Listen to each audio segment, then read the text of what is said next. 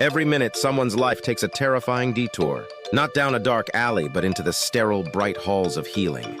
They walk in seeking care and find themselves plunged into a nightmare. Most malpractice claims in hospitals are related to surgical errors, whereas most claims for outpatient care, which accounts for more than half of the paid malpractice claims, are related to missed or late diagnosis. Now, before you raise a pitchfork at every white coat you see, let's be clear. This isn't an indictment, it's a revelation. Because the truth is, any provider, any nurse, any human being capable of brilliance is also capable of a mistake. This is about understanding why and using that knowledge to build a safer future for every patient who walks through those doors. Scrubs and Subpoenas, Tales from the Witness Stand, a podcast where we'll peel back the sterile sheets and delve into the real stories of medical malpractice. Each episode, a cautionary tale, a blueprint for change, a reminder that even in the darkest corners of human error, there's a light. The light of knowledge, the light of empathy, the light of a future where healthcare becomes not a gamble, but a guarantee. So join us as we dissect the mistakes, illuminate the flaws, and ultimately learn to heal not just bodies, but the very system itself.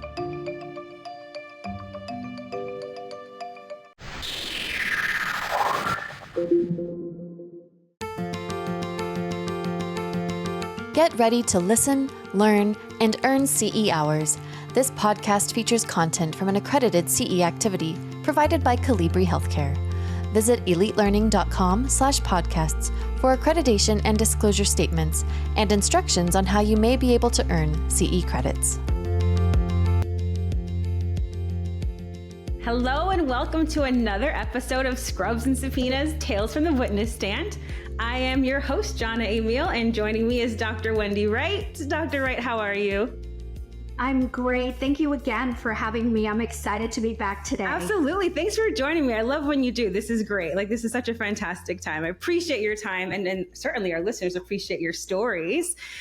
For anyone who is tuning in for the very first time and has not heard any Scrubs and Subpoenas, one, we are happy to have you. And two, this is where we break apart, if you will, real medical malpractice cases that our expert faculty like Dr. Wendy Wright has actually served on. So one thing that we like to do when we talk about these cases, of course, it's from the perspective of, what happened? What can we learn from this? But we are always grounded in, as you heard in our intro, mistakes can happen to anybody, right? So we always want to put that out there. We're human.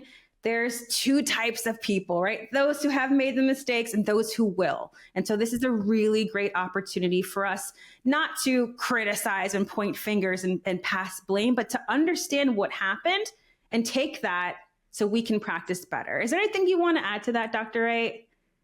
I completely agree. And every time I'm involved in one of these cases, I always say to myself, this could have been me. Yeah.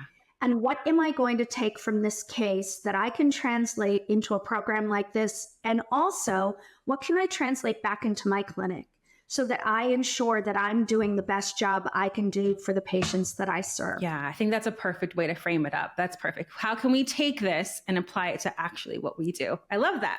So with that said, I am ready to get into the story. I love hearing these. I love learning from them and really trying to understand the big takeaways. Well, you and I have talked about some big, huge cases before. We're going to make this one a little bit less big and less glamorous. Okay. But I think there's a lot of learnings to take away from this case. Okay. So this case for me, I became involved in this case, I want to tell you, maybe somewhere in the vicinity of about 15 years ago. Oh.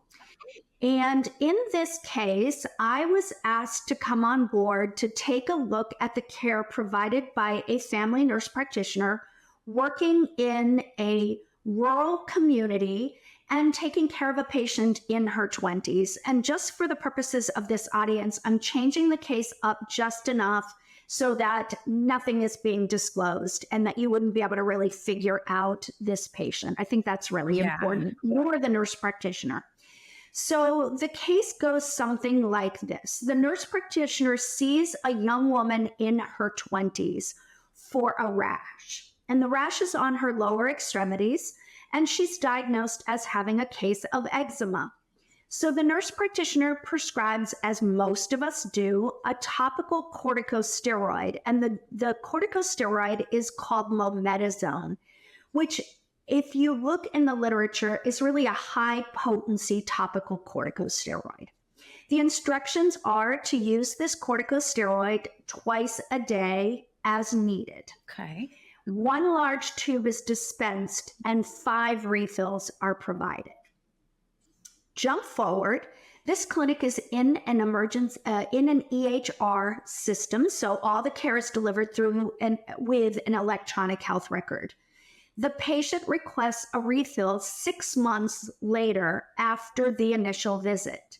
The nurse practitioner is given a request for a refill of that prescription, and the nurse practitioner refills that prescription again with 1 large tube and 5 refills. Patient has not been seen over the course of that year. I would say to you, that's not really unusual. Okay. For a case of eczema, most of us probably wouldn't see this patient back on a repeated basis.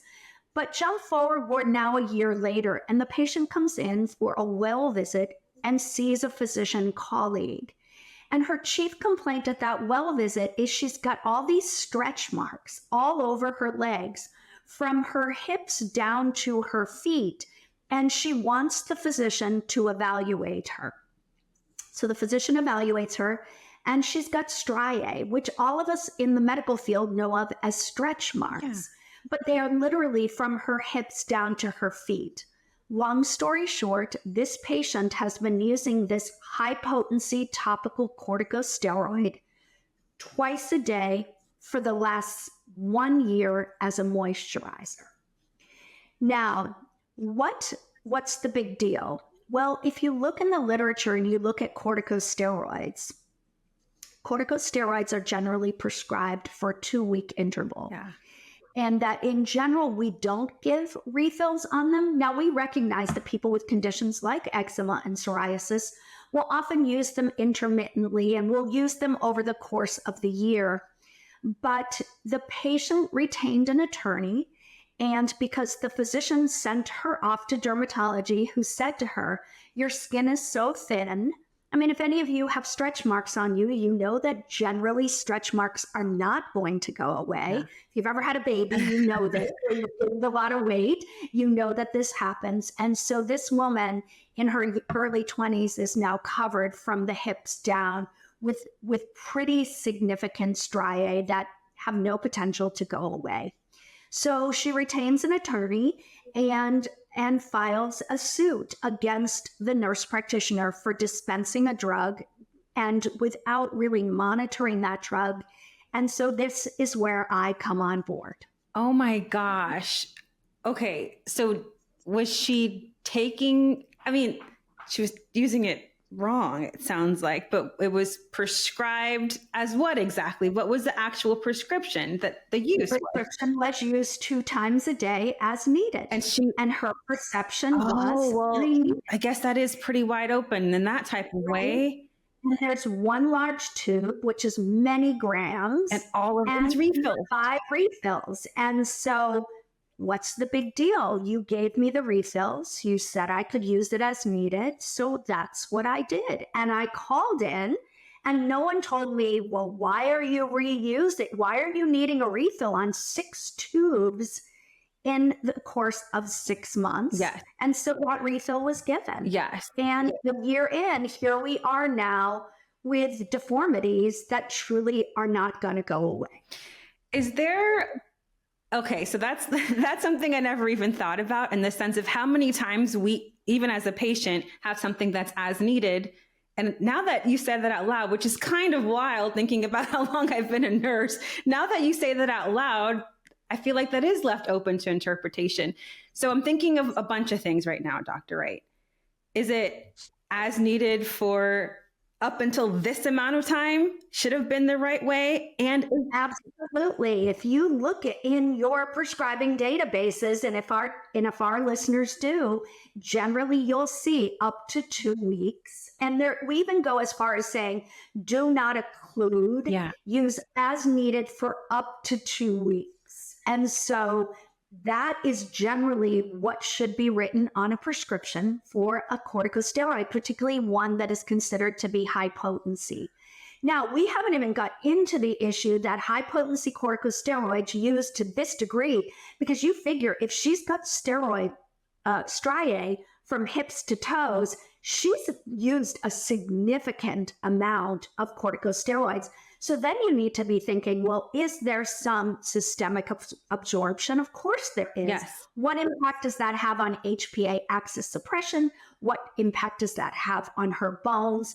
That wasn't even any of the contention. The contention of this case was, you gave me a drug, you told me I could use it, and now I've got this side effect of this drug that will never go away, and I'm a 20-year-old who has no recourse to fix this abnormality that was covered by the drug. Did she have any like systemic issues with like adrenal glands? I kind of think about that first thing. None that we are aware of. It was more just the thinning of the skin that occurs with repeated corticosteroid use. We often talk about never use corticosteroids, particularly a medium or high potency on your face, because it can cause thinning of the skin, and striae. And it's a known entity. It's not like this isn't a known entity.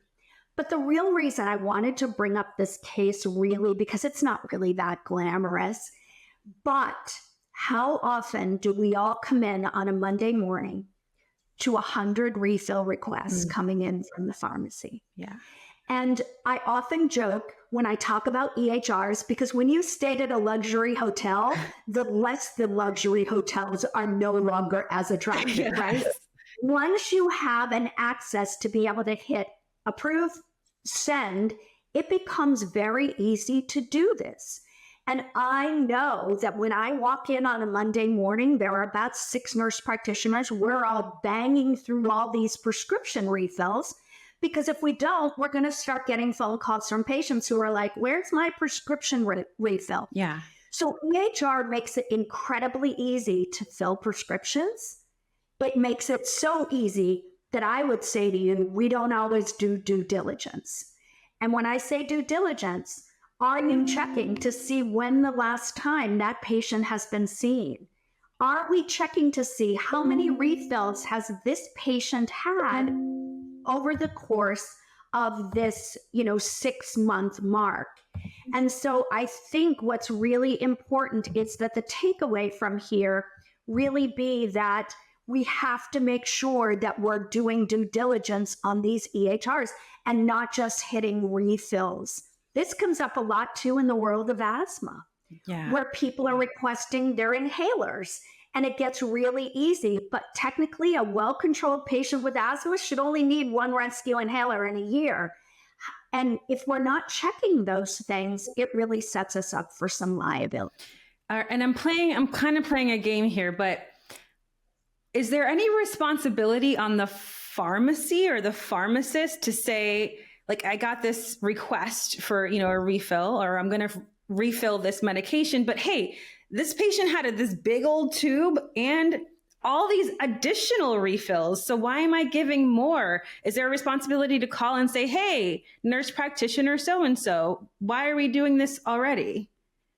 I mean, sometimes I would say to you that there are responsibilities with the pharmacist, but you know what? They're as busy as we are. Yeah. And how do they know that this isn't for something like a psoriasis, which the skin, it tends to be thicker with psoriasis? I mean, people will use it more often.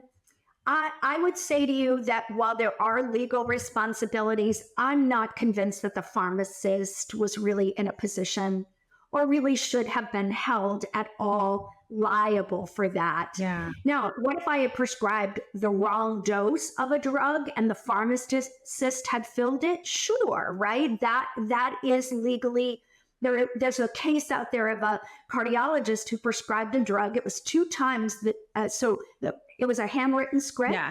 It was for one drug. When the pharmacist filled it, even though it was 2 times greater than the dose of what the pharmacist filled, because the pharmacist didn't read the prescription accurately and filled too high of a dose, both the cardiologist and the pharmacist paid out in that malpractice case.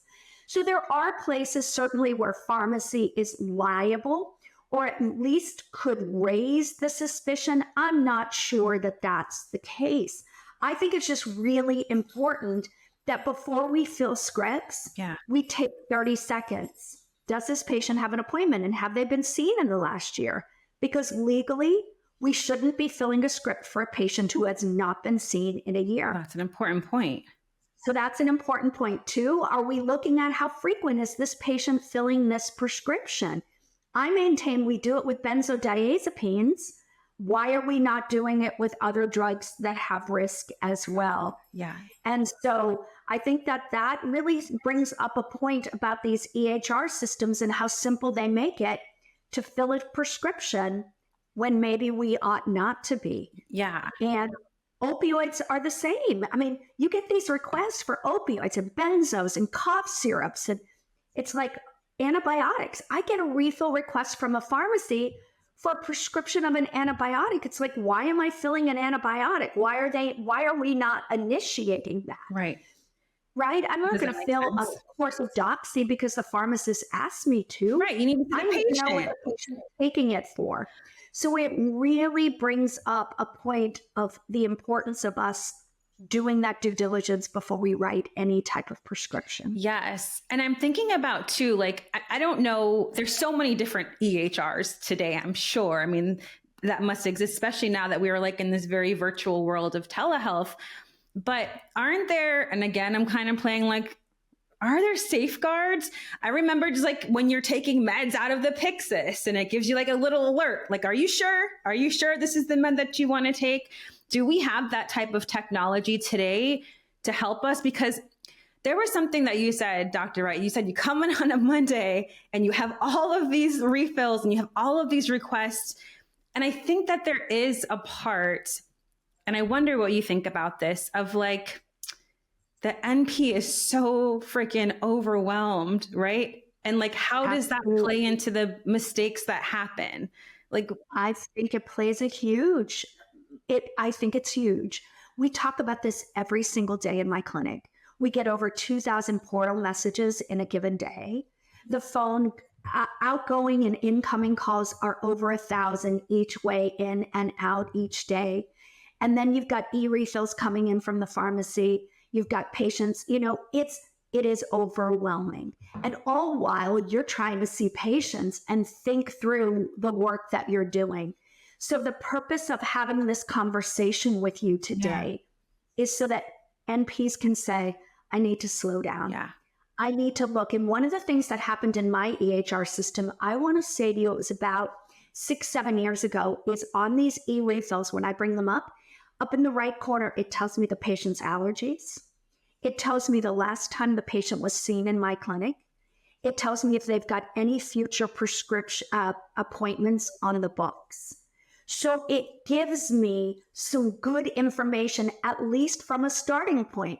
But it doesn't tell me how many times this patient has filled that script in the last year. And we're all working the box, right? It's not like these are only my patients. Right. I'm filling scripts for the 11 nurse practitioners that are in my clinic, many of whom may be on vacation that day.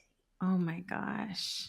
So it just really brings up that I want people listening to this podcast to know that we're seeing that prescribing errors are becoming very high up. Depending upon, I've heard people say it's now become the first or second reason for an NP to be sued. Other literature says third or fourth position for an NP to be sued. But these are not unusual. And you asked, are there stopgaps? Yeah.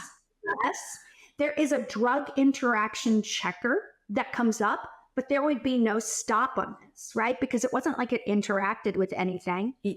And in my EHR, I talk about driving home at night and driving home and not remembering that I stopped at a stop sign. We get so many EHR warnings that pop up that people blow through these warnings. Like you go through the stop sign and you don't even recollect it. You know you stopped, but you get home and you're like, did I stop at that stop sign? The same is true with EHR. We need to be slowing down, doing due diligence. And I often say to my staff, just because you see the whites of my eyes doesn't mean that I'm open for dialogue. You need to let me think. And if you have a question, I will get back to you, but I need to think through my prescribing. And if I can give one other bit of advice that I say all the time when I'm speaking on malpractice prevention is I never write a script for a patient when I'm in the room with them. Because when I'm in the room, they continue to talk. Oh. And I want to go out. I want to look at, double check. How do I prescribe this? Because I don't always remember exactly the way. And I want to double check things. And I want to write on the prescription to the pharmacy, use no longer than 2 weeks. If 2 weeks or longer is needed, consult your healthcare provider or call in the office. Something so that the next time someone goes to fill this, there is a warning in that patient instruction, because when the pharmacist sends us back those requests, it holds on to the message that I wrote in the instruction the last time. And that can be a toggle to the next person filling that, hey, maybe this person is overusing the benzos. Yeah. Maybe they're overusing the corticosteroids. Yeah. You say something really important. I know that there are listeners going, how do I slow down? I have 8,000 patients. I have low staffing, that I don't have all the help that I need. This is a crazy week. Like, I get it. Yes, I have to slow down. How? Like, how are you doing it on the days that you feel like, okay, this is way too much now? I wish I had a great answer for you. I'm 32 years in, and there are days where I just have to say, Wendy, you're not going to finish your work today. I remember as a new grad, I was probably 3 or 4 months in, and this physician came and he's like, what is wrong with you? And I'm sobbing like a baby. And he's like, what is wrong with you? And I'm like, oh, I'm never going to get done. And he said to me, you will get done. I'm like, I don't know when. And he said, I don't either, but the day is going to end and you will get done. Take a breath, walk away. And then what I do is I just call it a day. I do the best I can. And what I do is I go home, I'll have dinner, I'll take a breath. I'm in a new frame of mind and I'll log back in. And then I'll just send out what I need to send out. As long as obviously it didn't have to be done that minute. But a lot of times I bring these home and I say, I have hit the wall. Yeah. Like, don't book an appointment with me at 7 o'clock at night, because you don't want to see me at 7 o'clock at night, because I've been in that clinic since 6 a.m. Right. So sometimes I just hit that professional wall where I just need to say, Wendy, what's the worst thing that's going to happen? You're just going to have to go home and do an hour at home. So be it. If that's what I need to do to be safe. Absolutely. And to make sure that I'm not missing things. And I know that no one wants to hear this, but for me, I don't do any of my labs when I'm in the clinic. I do them Sunday morning. I sit with my coffee, I can think, there's no one bugging me, and I'll do a couple of hours where I can burn through patients' labs and put them in accordance with their medical history, send them out the letter, and that way I walk in on Monday with a completely normal, empty inbox. For me, that's how I maintain my sanity. I know people don't want to work at home. Yeah. I know that they find that unpalatable. For me, I would rather do that than be so stressed at the clinic that I'm there until 7 and I'm making mistakes because all I want to do is go. Yeah. And that's not worth it. That's a really worst case scenario there. Something really bad happens. So Exactly. This sounds like, I feel like this is a tricky one. This sounds like a medical error, kind of like straightforward in the sense that the script wasn't written correctly. I'm like going back to when I was in school, that wasn't a complete script. Is that accurate? Is that really what it came down to in this case? That is really what it came down to in this case is this defensible, right? Is this defensible in that, could you say that the average nurse practitioner with the same level of education would have done the same thing in that same scenario? And that is what we all look at when we go to either defend a case or when we work for the plaintiff side. Is this something the nurse practitioner with the same level of education, would they have written the script the same way? And could this have been avoided? Yeah. Could this have been avoided? So I'm going to guess that you were on the side that said, well, we should have had a more complete script. That's what we would have done. So this was the first case of my career where I actually took the case on behalf of a plaintiff. Wow. And, as people are listening to this, they're thinking, I can't even believe you would testify. Traitor! But here's what I say. First of all, you want to show that if you do this work, that you are willing to work both sides of the coin. Yeah. If there is evidence that this could have been done differently. And I guess on my end, I would want someone to pay, if that were my child who was disfigured, it was not going to go away. So at the end of the day, I did work on behalf of the plaintiff.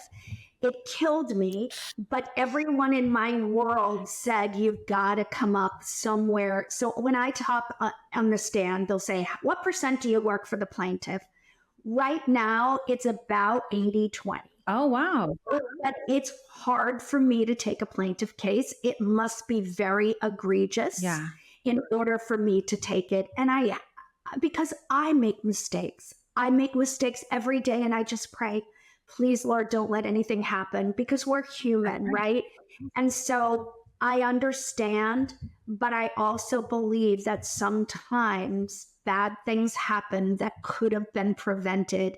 And again, I hope that people have listened to what we've talked about and have taken away a few points, slow down. Yes.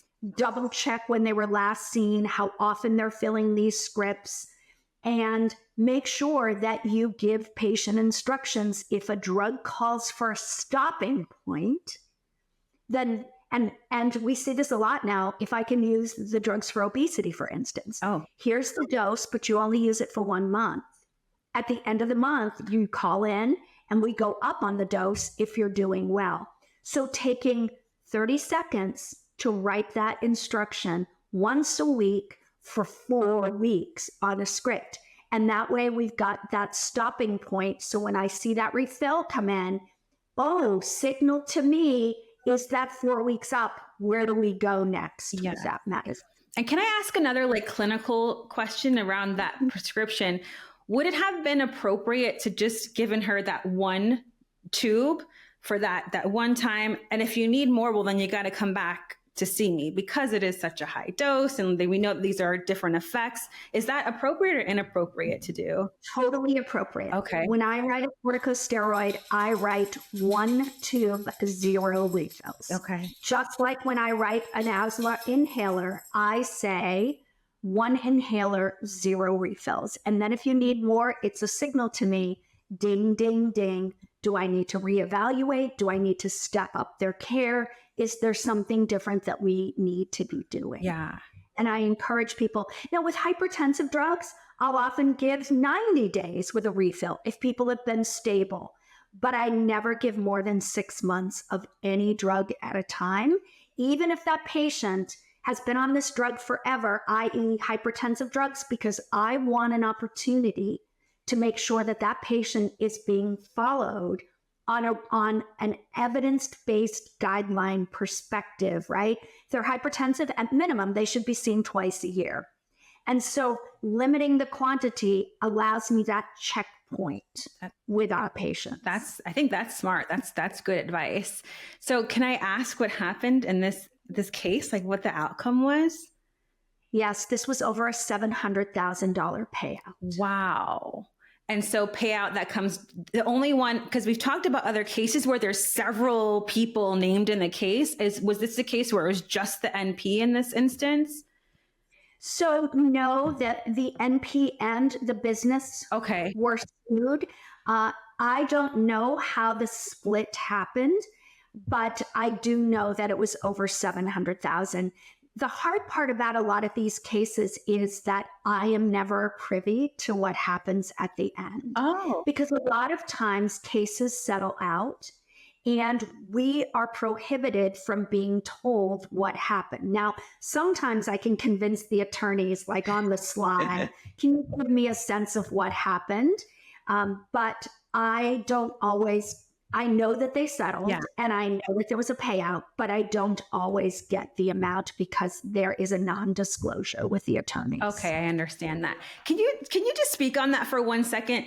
How come some cases settle like that before they even get to like an actual trial? I think, is that the right term?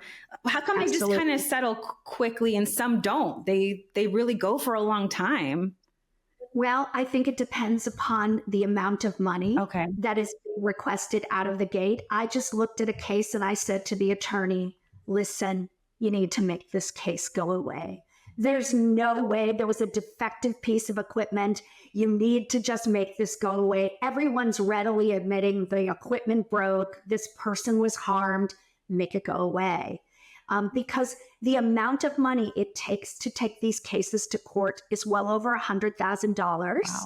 And so they have to figure out, is this worth all of the money we're going to spend to get all of these experts deposed? But I mean, if someone comes at you and says, I want 150 million, those cases are going to drag out fairly long because they're going to be bringing in all these experts. And most states now have what I call a tribunal or a mandated mediation session before the court case goes to trial. And every state's different, but I remember working one in Maine where there were, I think it was 3 physicians, a nurse practitioner, pharmacist, PA, who all sat on this tribunal. And you had to present your case before the case ever went to trial. And then if this tribunal said there's no medical liability here, it was gone. It was gone. But if they said, something happened, then they had the right to take it forward. They're trying to unburden the courts. Yeah. But my statistic that I'm always taught by attorneys is about 1 in 10 make it to trial. Oh, wow.